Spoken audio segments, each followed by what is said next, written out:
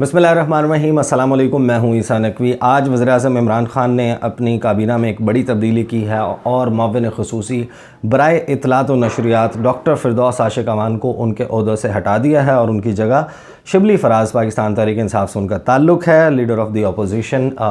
Leader of the house है senate में, उनको जो है वज़ीर इत्तलात लगाया है। और साथ ही एक नोटिफिकेशन और हुआ है जो कि मुअव्विन ख़ुसूसी का है। साबिक़ DGI-SPR lieutenant general retired Asim Salim Bajwa साहब, इनको मशीर जो मुअव्विन ख़ुसूसी बराए इत्तलात है वो लगा दिया गया है। इस हवाले से बहुत सारी बहस हो रही है। मैं इस जो बहस हो रही है वो क्या हो रही है और मैं क्या समझता हूँ इस हवाले से, ये दो बातें मैं थोड़ी सी देर के बाद करूँगा। पहले मैं आपको ये बता दूँ कि मेरे ख़्याल में जो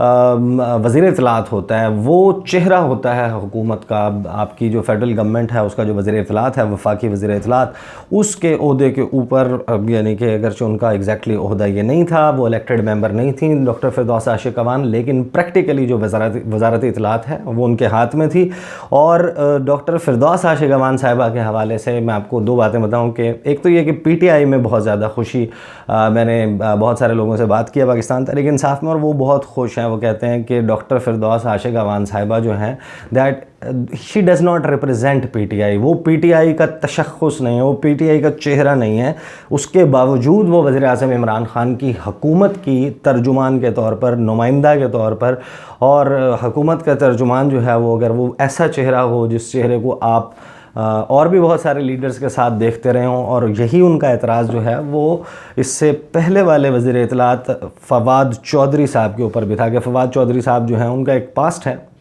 वो मुशर्रफ दौर में उनके साथ रहे, वो पाकिस्तान पीपल्स पार्टी के साथ रहे और मुख्तलिफ़ जमातें वो चेंज करते रहे। उनका एक जो हिस्ट्री है वो सामने मौजूद है, जो उनकी पॉलिटिकल हिस्ट्री है। और उसके बाद उन्होंने पाकिस्तान तहरीक इंसाफ ज्वाइन की और उनको इतना अहम ओहदा दे दिया गया। दूसरी बात ये कि ये दोनों जो अशख़ास यानी कि फ़िरदौस आशिक़ अवान साहिबा और फ़वाद चौधरी साहब, ये जो पाकिस्तान तहरीक इंसाफ की हुकूमत के वज़ीर इत्तलात के ओहदे के ऊपर रहे, इन दोनों के हवाले से मीडिया में एक तो तासुर जो है वो यानी कि बहुत अच्छा नहीं, यानी कि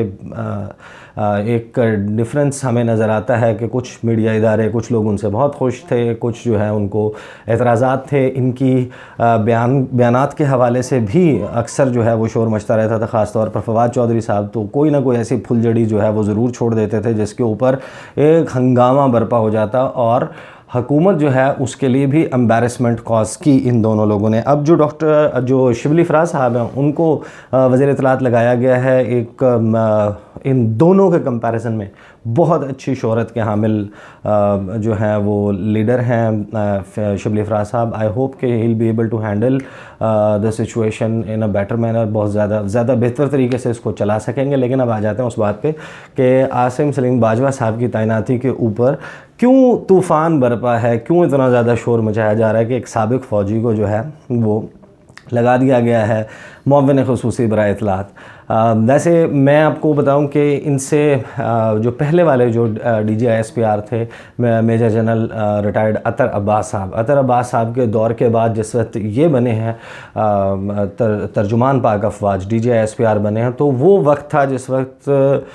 जो सोशल मीडिया है उसकी इम्पोर्टेंस बहुत ज़्यादा बढ़ चुकी थी। और जो ISPR है उससे पहले थोड़ा सा कन्वेंशनल, थोड़ा सा डिफरेंट किस्म के जो है वो तरीका उससे ऑपरेट करता था। एक कन्वेंशनल तरीका था, एक पुराना तरीका था। लेकिन इनके वक्त में जो है वो ISPR में बहुत ज़्यादा तब्दीलियाँ देखने में मिली और जो अब हमें एक रिफ़ाइंड शक्ल नज़र आती है पाकिस्तान की अफवाज के जो तर्जुमान इदारा है ISPR उसकी, वो इनके दौर में शुरू हुआ था और ज़ाहिर है उसका सिलसिला अभी भी जारी है। बहुत प्रोफेशनल जो हैं वो फ़ौजी अफसर रहे हैं और इनके दौर में जनरल राहील शरीफ के हवाले से बहुत सारे लोग जो हैं उनको याद होगा कि आर्मी का इमेज बेहतर करने में और उस वक्त के आर्मी चीफ़ के इमेज बिल्डिंग के हवाले से ISPR जो आसिम सलीम बाजवा साहब हैं उनको बहुत ज़्यादा क्रेडिट दिया गया और कहा गया कि आसिम सलीम बाजवा जो हैं वो अच्छे मीडिया स्ट्रेटजिस्ट हैं। अब आ जाते हैं इस बात के ऊपर कि इस पे जो तूफ़ान मचाया जा रहा है कि एक साबिक़ फ़ौजी उसको इमरान ख़ान ने क्यों लगाया है। मैं ज़ाती तौर पे ये मैं आपसे अपनी ज़ाती राय शेयर कर रहा हूँ कि इमरान खान साहब का प्रेरोगेटिव है, मेरा ख़्याल है कि यहाँ पर बहुत सारे लोग जो हैं वो अपने आप को ये समझते हैं कि हमसे NOC जो है वो जिस वक्त तक नहीं मिलता इमरान खान के किसी फ़ैसले को, या किसी भी हुकूमत के, इस सिर्फ इमरान खान साहब नहीं, इससे पहले वाली भी किसी हुकूमत का अगर फ़ैसला हमसे NOC लिए, हमसे नो ऑब्जेक्शन सर्टिफिकेट लिए बगैर नहीं किया जाता, तो वो फ़ैसला जो है उसके ऊपर तनकीद जो है वो फिर इस तरीके से होगी। मेरा ख्याल है प्रेरोगेटिव है इमरान खान को, और एज ए टेक्नोक्रेट अगर वो उनको पिक कर रहे हैं और उनका गिवन हिज पास्ट रिकॉर्ड वो अगर अच्छा परफॉर्म कर सकते हैं इस हुकूमत के लिए, I think that is his decision. और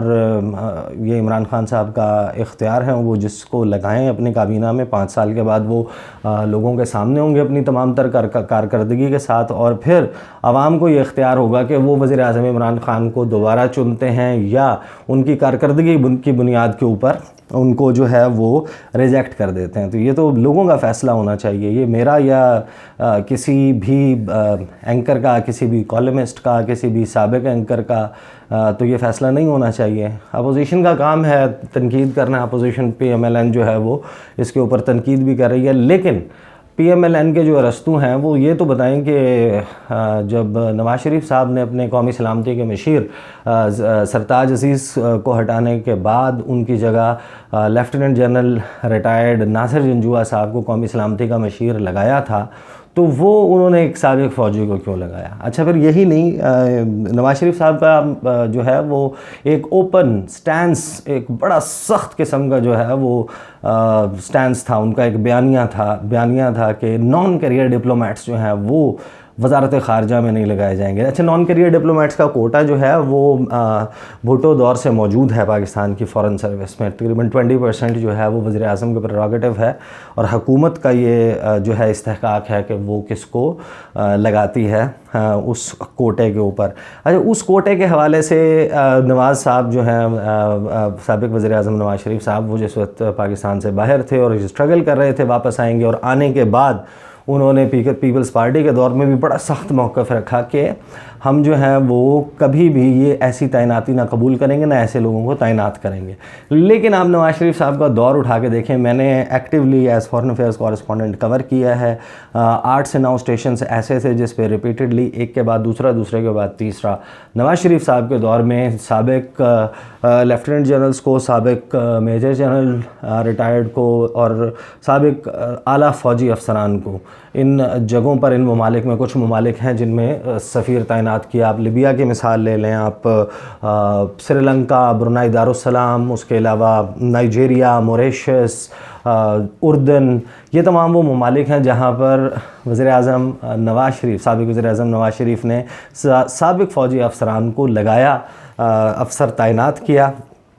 उसके ऊपर जो है अगर तनकीद नहीं करता कोई शख्स और अब के फ़ैसलों के ऊपर तनकीद करता है, तो ये एक डिफरेंस है जो नहीं होना चाहिए। अगर बंदे की पॉलिटिकल एफिलिएशन है तो उसे खुल के बता देनी चाहिए कि मेरी इस सियासी जमात के साथ वाबस्तगी है और मैं उसके बिहाफ के ऊपर ये बात कर रहा हूँ। अगर आप जो है वो उसूल की बुनियाद पर, प्रिंसिपल की बुनियाद पर कोई बात करते हैं, तो फिर वो बात आपको नवाज़ दौर के हवाले से भी करनी चाहिए, पीपल्स पार्टी दौर के हवाले से भी करनी चाहिए, और आपको बिल्कुल वेलकम किया जाना चाहिए जब आप पाकिस्तान तहरीक इंसाफ के हवाले से ये बात करें।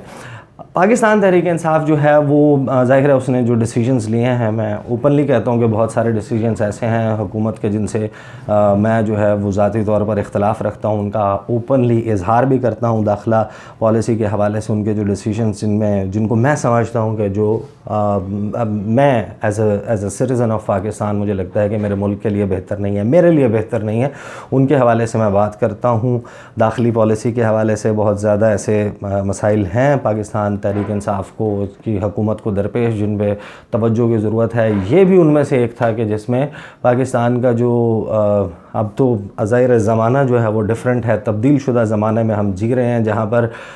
इंफॉर्मेशन वॉरफेयर, नैरेटिव्स की जंग है, बयानिए की जंग है। इंटरनेशनली भी आपने भारत को काउंटर करना है, आपको अफ़गानिस्तान की तरफ से एक जो है वो कोई बहुत फ्रेंडली या बहुत कोई दोस्ताना जो है वो हुकूमत नहीं है वहाँ पर, वहाँ का NDS जिस किस्म के पाकिस्तान के हवाले से बयान देता है, दूसरी तरफ से इंडिया और इंटरनेशनली जो है वो पाकिस्तान का मौक़िफ़ साइड बाय साइड, सिर्फ ये नहीं है कि इसका ताल्लुक़ जो है वो दफ्तर ख़ारजा से है, दफ्तर ख़ारजा के साथ साथ हर जो पाकिस्तान का बाहर सफारत खाना है वहाँ पर जो इंफॉर्मेशन मिनिस्ट्री के ऑफिसर्स हैं वो भी तैनात होते हैं, उनका भी इक्वली काम होता है कि पाकिस्तान का एक अच्छा तशख़्ख़ुस जो है वो दुनिया भर में कायम करें। और ये वज़ारत इत्तलात जो है इसमें जो है अगर उसको इफ़ेक्टिवली चलाया जाता है तो मेरा ख़्याल है कि ये जो है वो पाकिस्तान के लिए बेहतर है, पाकिस्तान का बाहर इमेज बेहतर करने के लिए ज़्यादा जो है वो बेहतर है। आखिर में जो है वो मैंने लास्ट वीडियो में तज़किरा किया था कि मैं बात करूँगा कि रीजनल के हवाले से एक बड़ी डेवलपमेंट हुई है जिसके ऊपर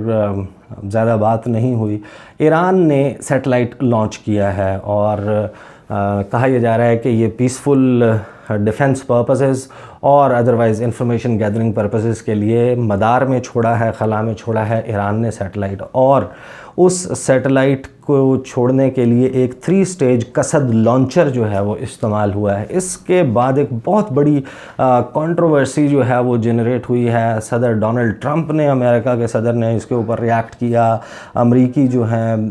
वज़ीर ख़ारजा माइक पॉम्पियो, उन्होंने इसके ऊपर रिएक्ट किया। ट्विटर आप उनका उठा के देख लें कि वो किस किस्म के सख्त बयान दे रहे हैं ईरान के हवाले से। और जो है वो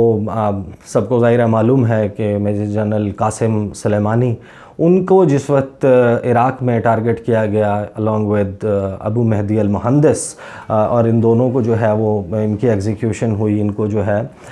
शहीद किया अमरीकी अफवाज ने इराक़ में। उसके बाद दोनों ममालिक जो हैं वो बिल्कुल फ़ेस टू फेस आ गए थे। उसके बाद ईरान ने ऐलान किया कि वो बदला लेगा। मस्जिद जमकरान के ऊपर सुर्ख परचम लहराया गया और उसके बाद ईरान ने मिज़ाइल हमला किया अमरीकी जो मिलिट्री बेसेस हैं कुछ, और बड़ी प्रिसीजन के साथ, बिल्कुल जो है एक्यूरेसी के साथ हिट किया उन टारगेट्स को मिज़ाइल्स ने। अच्छा, ये जो अब अमेरिका की परेशानी है, इसके हवाले से मैंने थोड़ा सा रिसर्च की, मैंने पढ़ने की कोशिश की कि आखिर बिहाइंड द सीन इसमें वजह क्या है कि अगर सैटेलाइट भेज दिया तो सैटेलाइट तो बहुत सारे ममालिक जो हैं वो खला में छोड़ते हैं, कामयाब भी हो जाते हैं। उसमें ईरान के इस सैटेलाइट के हवाले से क्यों अमेरिका को इतनी ज़्यादा टेंशन है? मैं ख़ुद ज़ाती तौर पर एक डिफेंस एक्सपर्ट नहीं हूँ, लेकिन मैंने 3-4 लोगों से बात की तो बात ये पता चल रही है कि ईरान ने जो इस सैटेलाइट को खला में भेजने के लिए लॉन्चर इस्तेमाल किया है, कसद 3 लॉन्चर, ये जो टेक्नोलॉजी है ये ईरान को पॉसिबली वो मुमकिना तौर पर कैपेबिलिटी, क्योंकि देखें ये 426 किलोमीटर जो है वो खला में सैटेलाइट जो है वो गया, और 3 स्टेज लॉन्चर था इसका, जिसको कसद लॉन्चर कहा गया है। और इसके हवाले से ज़ाहिर है कि बहुत जो ईरानी पासदारान इनकलाब के सरबराह हैं उन्होंने कहा है कि ईरान अब उस पोजीशन में आ गया जहां हम आसमान से ज़मीन को देख रहे हैं। ईरान के इस हवाले से टेंशन अमेरिका को ये है कि ये टेक्नोलॉजी ईरान को पॉसिबली वो सलाहियत दे सकती है न्यूक्लियर वॉरहेड्स लेके जाने वाले, एटमी हथियार लेके जाने वाले इंटरकॉन्टिनेंटल बैलिस्टिक मिज़ाइल्स, जो कि बैनुल बर्र आज़मी मिज़ाइल्स हैं, कि ईरान उस टेक्नोलॉजी की तरफ उस पोजीशन में आ चुका है। इस कामयाबी का मतलब जिस तरीके से प्रिसीजन के साथ ये पहुंच गया है सैटेलाइट खला में, उसका मतलब ये है कि ईरान न्यूक्लियर असलहा लेके जाने वाली जो सलाहियत रखते हों ऐसे मिज़ाइल्स अब ईरान बना पाएगा। और ईरानी जो प्रिसीजन है और एक्यूरेसी है मिज़ाइल्स की टारगेट्स को हिट करने में, वो उसका जो है अमली नमूना अब से कुछ ही चंद माह पहले जो है वो सामने आ चुका है। तो इसकी वजह से अमेरिका की टेंशन जो है वो इस खत्ते के हवाले से और ईरान के हवाले से, क्योंकि ईरान की एग्रेसिव पोस्चरिंग जो है वो सबको मालूम है कि ईरान जो है वो अमेरिका का तसल्लुत या अमेरिका की इजारादारी इस खत्ते के ऊपर, एटलीस्ट अपने मुल्क के ऊपर और जो पर्शियन गल्फ़ है उसके ऊपर तस्लीम नहीं करता। वो उनका जो है वो एक स्टैंस है, जिसकी वजह से अब जो है वो टेंशन मज़ीद बढ़ने का इम्कान है। इस सिचुएशन के ऊपर भी जो है वो आने वाली वीडियोज़ के में जो है अगर कोई बड़ी डेवलपमेंट होती है तो मैं उस पर नज़र रखूँगा। अगली वीडियो में मेरी आपसे मुलाकात होगी। मुझे इजाज़त दीजिए। अल्लाह हाफ़िज़।